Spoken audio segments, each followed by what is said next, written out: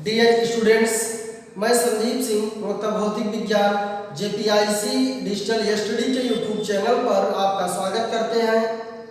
प्रिय विद्यार्थियों, इस लॉकडाउन की स्थिति में हम उम्मीद करते हैं कि आप घर पर स्वस्थ और सुरक्षित होंगे और ऑनलाइन माध्यम से पढ़ाई भी कर रहे होंगे। प्रिय विद्यार्थियों, आज हम लोग बल तथा गति के नियम में आज हम न्यूटन का तीसरा नियम का अध्ययन करेंगे, जिसे हम गति का तीसरा नियम कहते हैं। गति का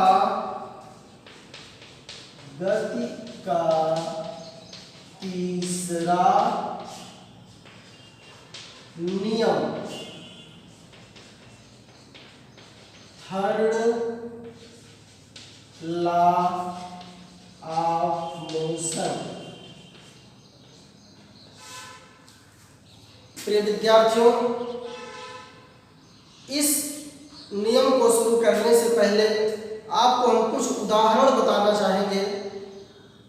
जैसे यदि हम इस ग्रीन बोर्ड पर इस प्रकार से यदि हम बल लगाते हैं, तो जब हम बल लगाते हैं तो ये ग्रीन बोर्ड भी हमारी दिशा में क्या करता है? बल लगाता है। जितनी तेजी के साथ हम इस पर बल लगाते हैं, वो भी उतनी तेजी के साथ प्रतिक्रिया देता है। प्रिय विद्यार्थियों, एक दूसरे उदाहरण के द्वारा हम स्पष्ट करना चाहेंगे। यदि कोई नाव होती है, आप नाव में यात्रा किए होंगे आप लोग। यस, देखें, जब हम नाव से उतरने लगते हैं तो तब हम इधर नाव से जब बाहर आते हैं तो उस दशा में हम जब बाहर आते हैं तो नाव पीछे जाती है। समझ में आया होगा। एक सबसे सिंपल लेते हैं। जब हम लोग पैदल जमीन पर इस प्रकार से चलते हैं तो यदि मिट्टी दलदली है या मिट्टी रेतीली है तो उसमें हमको चलना बहुत आसान होगा कि काली रोड पर चलना बहुत आसान होगा। आप बताएं, सही बता रहे हैं आप लोग।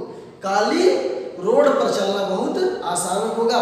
ऐसा इसलिए होता है क्योंकि जब हम काली रोड पर चलते हैं तो जितना बल हम रोड पर लगाते हैं उतना ही विपरीत बल लगता है। जबकि रेत में भी लगता है, गीली मिट्टी में भी लगता है, लेकिन वहां पर उतने आसानी से, पहले मिट्टी गली हुई है तो पहले हमारा जो पैर होता है वो जो मिट्टी गली रहती है, जब उसमें दलदली मिट्टी में जाता है तो जाने के पश्चात जब वहां से आफ्टर सम टाइम बाद प्रतिक्रिया बल लगता है। ओके, इस प्रकार से यहां पर हमने ये देखा कि दो प्रकार के बलों की हम लोग चर्चा करेंगे। इसमें क्रिया बल क्या है और प्रतिक्रिया बल क्या होता है, इसको आप लोग समझने का प्रयास करिए। जैसे हमने बल लगाया तो यह क्रिया बल कहलाता है। जब कोई वस्तु किसी वस्तु पर बल लगाती है तो वह क्रिया बल कहलाती है। जब हम बल लगाए तो क्रिया बल हुआ, और एक ग्रीन बोर्ड बल लगा रहा है तो वो क्या हुआ? प्रतिक्रिया बल हुआ। वो क्या हुआ? प्रतिक्रिया बल हुआ। एक वस्तु जब दूसरे वस्तु पर बल आरोपित करती है तो वह सामान्य रूप से प्रतिक्रिया बल कहा जाता है। क्या कहा जाता है? प्रतिक्रिया बल कहा जाता है। बेटे, इसी नियम को इसीलिए क्रिया प्रतिक्रिया, एक्शन रिएक्शन, क्रिया प्रतिक्रिया नियम भी कहते हैं। क्रिया प्रतिक्रिया नियम, एक्शन रिएक्शन रूल। जैसे आपसे प्रश्न पूछा गया कि क्रिया प्रतिक्रिया नियम क्या है, तो आप बताएंगे गति का तीसरा नियम क्रिया प्रतिक्रिया के नियम से जाना जाता है, एक्शन रिएक्शन रूल के नाम से जाना जाता है। बेटे क्रिया और प्रतिक्रिया बल में दोनों में बहुत भेद कर पाना बहुत मुश्किल है। आप अगली कक्षाओं में पढ़ेंगे, वहां पर देखेंगे कि बिल्कुल यहाँ पर हम आपको बता रहे हैं कि जो बल लगाया जाता है किसी पिंड के द्वारा वह क्रिया बल कहलाता है। लेकिन आप जब हायर स्टडी करते हैं तो उसमें आप देखते हैं यह क्रिया और प्रतिक्रिया बल बता पाना मुश्किल होता है, कौन सा क्रिया है और कौन सा प्रतिक्रिया बल है। ओके स्टूडेंट्स, यहाँ तक समझ में आया? तो बेटे क्रिया प्रतिक्रिया नियम यह बिल्कुल स्पष्ट है कि प्रत्येक क्रिया बल का एक प्रतिक्रिया बल होता है जो विपरीत दिशा में कार्य करता है। प्रत्येक क्रिया के समान एवं विपरीत प्रतिक्रिया होती है। प्रत्येक क्रिया के समान एवं विपरीत प्रतिक्रिया होती है। प्रत्येक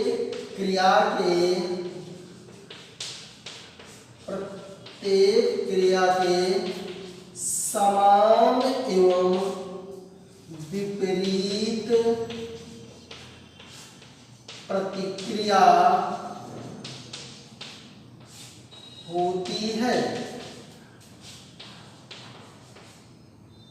प्रत्येक क्रिया के समान, आप ये देखें बिल्कुल दिखाई दे रहा होगा, प्रत्येक क्रिया के समान एवं विपरीत प्रतिक्रिया होती है। ये दोनों दो विभिन्न वस्तुओं पर कार्य करते हैं।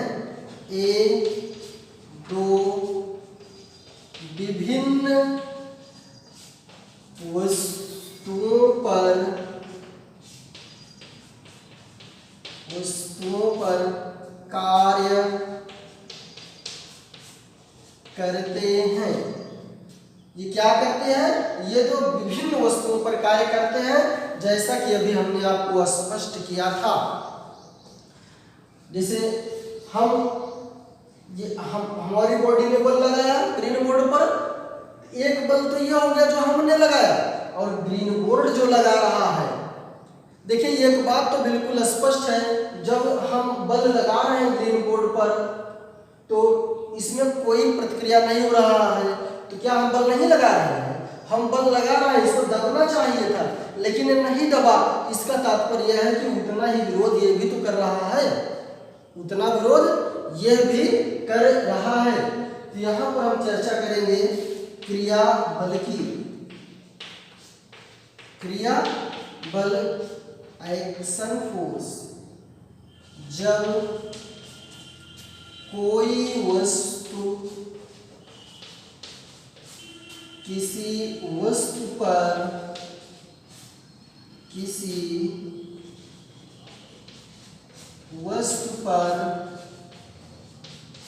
बल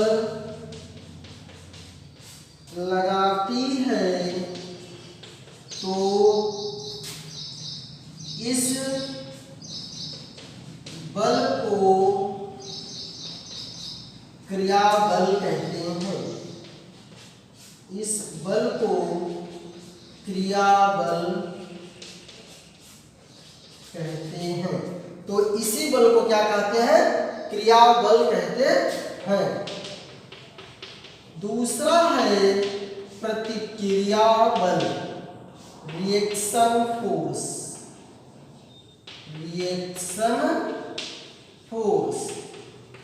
और इसका एक्शन फोर्स, इसे क्या कहेंगे बेटे? Action force. देखिए प्रतिक्रिया बल क्या होता है? जब एक वस्तु दूसरे वस्तु पर बल लगाती है तो वह विपरीत दिशा में उतना ही बल लगाती है। जब कोई वस्तु किसी वस्तु पर बल लगाती है तो दूसरी वस्तु भी उतना बल विपरीत दिशा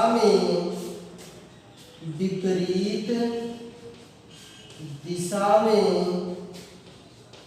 लगाती है। इसी बल को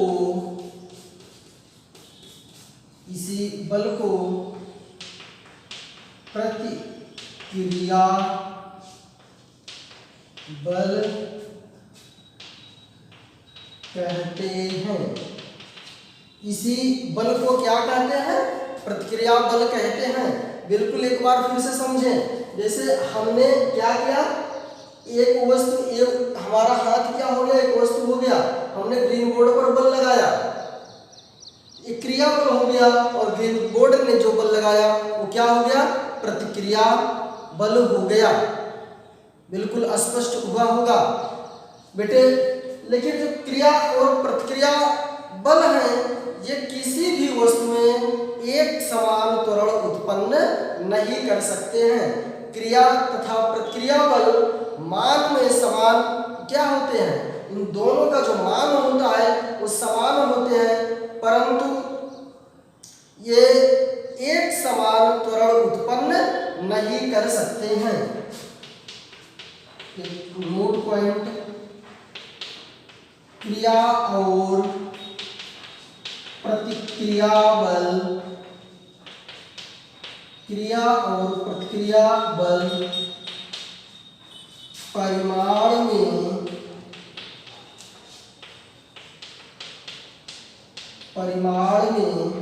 समान होते हैं, परंतु एक समान त्वरण उत्पन्न नहीं कर सकते हैं। ये क्या कर सकते हैं? ये एक समान त्वरण उत्पन्न नहीं कर सकते हैं। इसका सबसे हम लोग बिल्कुल आसान सा उदाहरण देखेंगे। मान लीजिए एक यम वस्तु है, यम किलोग्राम की कोई वस्तु है, तो जब यम किलोग्राम की वस्तु किसी सतह पर रखी जाएगी तो पहला काम क्या होगा कि उसका भार नीचे की ओर लगता है। जैसे हम मान लीजिए हम 50 केजी के हैं, तो हम जमीन पर खड़े हैं तो भार हमारा कहाँ लग रहा है? नीचे की ओर 50 केजी लगेगा। ये क्या हो जाएगा? यम जी लगेगा। ये क्या हो गया? क्रिया बल हो गया। क्या हो गया? क्रिया बल हो गया।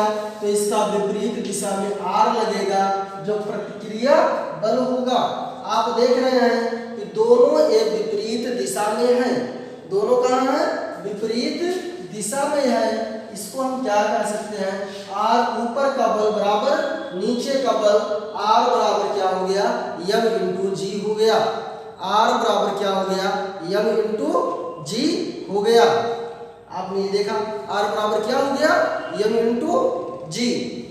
जहां पर यम क्या है? वस्तु का द्रव्यमान है, जी गुरुत्वीय त्वरण है। इसका मान 9.8 मीटर प्रति सेकंड स्क्वायर होता है। 9.8 मीटर प्रति सेकंड स्क्वायर होता है। यदि प्रश्न में नहीं दिया गया है, यदि दिया गया है तो आप, यदि नहीं दिया गया है तो भी आप 9.8 मीटर प्रति सेकंड स्क्वायर रख सकते हैं, जो कि एक प्रमाणिक मान है। जो कि एक प्रमाणिक मान है। यदि प्रश्न में 10 मीटर प्रति सेकंड स्क्वायर दिया गया है तब आप उसको रखेंगे। इसके कई उदाहरण आपको हम कई बार बता भी चुके और फिर से भी आप सुन लीजिए। अन्यत्र उदाहरण, पहले कुआं हुआ करता था। कुआं में रस्सी की सहायता से बाल्टी खींची जाती थी।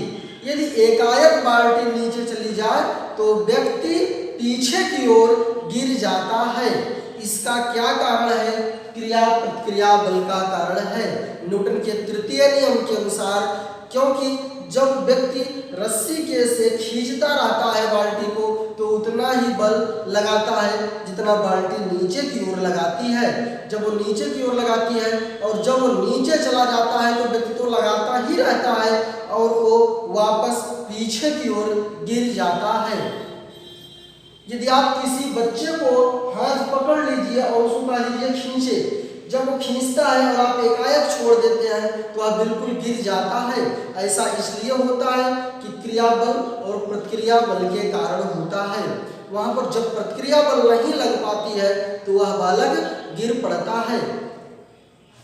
जैसे हम लोग यहाँ धरती पर खड़े हैं, रोड पर खड़े हो जाते हैं, वाटर में क्यों नहीं खड़े हो पाते? जल में क्यों नहीं खड़े हो पाते? जल में इसलिए नहीं खड़े हो पाते क्योंकि वहां पर हमको प्रतिक्रिया बल नहीं मिल पाता है। वहां पर हमको प्रतिक्रिया बल नहीं मिल पाता है। इसलिए न्यूटन के तीसरे नियम का हमारे दैनिक जीवन में बहुत ही महत्वपूर्ण रोल है, बहुत ही इसका महत्व है।